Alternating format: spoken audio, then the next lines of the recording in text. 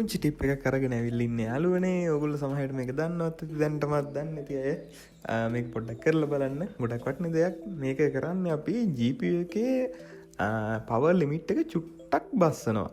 ඒ කියන්නේ MSI Afterburner කියලා ඔයාලා දන්නේ නැති මේ software එක දැනටමත් ගොඩක් අය use වෙනවා ඇති.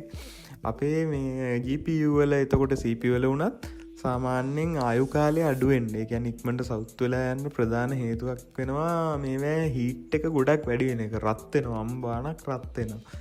ඉතින් අපිට පුළුවන් මේ MSI Afterburner එක දාලා මම නම් සාමාන්‍යයෙන් 80 85 වගේ තමයි ගොඩක් වෙලාවට power limit එක අඩු කරන්නේ. 85 100 තියෙන එක 85ට 80ට වගේ ගේනවා මම ගොඩක් වෙලාවට.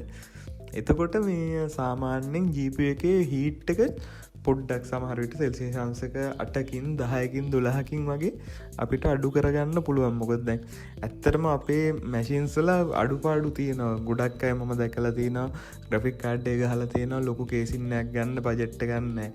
එතකොට කූලින් පොඩ්ඩක් අවුල්. ඉතින් එතකොට GPU එකේ හීට් එක ගොඩාක් වැඩි වෙන්න බලනවා ගේම්ස් එහෙම ගහද්දි.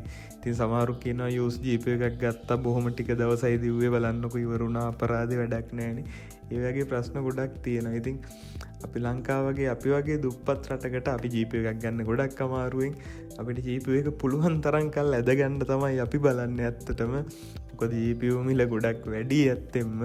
ඒක සමහරලාට මැෂින් එකේ ගානට වැඩි ඇත්තක් තියෙනවා GPU එකට. ඉතින් මං හිතනවා ඔයගොල්ලන්ටත් මේක පොඩ්ඩක් try කරලා බලන්න. power limit එක වැඩි කරන්න එහෙම පා පොඩ්ඩක්වත් ඇයි සමහරු එහෙමත් කරනවා.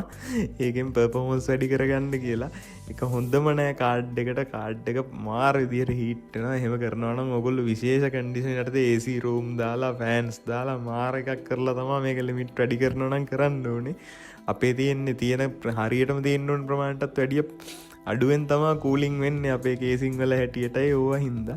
ඒක නිසා මේක චුට්ටක් අඩු කරලා බලන්න. ලොකු performance drop එකක් වෙන්නේ නැහැ ඇත්තටම. FPS වල නම් මම ලොකු වෙනසක් දකින්නේ නැහැ. බොහොම පුංචි වෙනසක් 5% වගේ වෙනසක් තමයි ගොඩක් වෙලාවට සෙට් වෙන්නේ.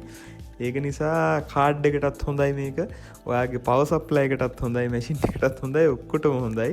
කූල් පිට දුවන්න පුළුවන් මැෂින් එක මං හිතනවා මේක කරොත් මම චෙක් කරලා නැහැ. මම නම් සාමාන්‍යයෙන් සෙකන්ඩ් හෑන්ඩ් GPU උනත් අවුරුද්දක් දෙකක් ගේමම්ම නැතුව දුවන්න පුළුවන් හොඳටම. කියන්නේ මං කියන්නේ ගේම් තලලා. ඒක නිසා මේ ඔයගොල්ලෝ මෙහෙම කරලා බලන්න. ගොඩාක් GPU සවුත් වෙන්න ලංකාවේ මම දැකලා තියෙන හේතුව තමයි මැෂින්ස් ගලවද්දි මේවා ඕවර් හීට් වෙනවා. හීට් එක දරා ගන්න බෑ ඇත්තටම. මැෂින් එකෙන් පිට වෙන්නෙත් නැහැ. කූලිනුත් අවුල්.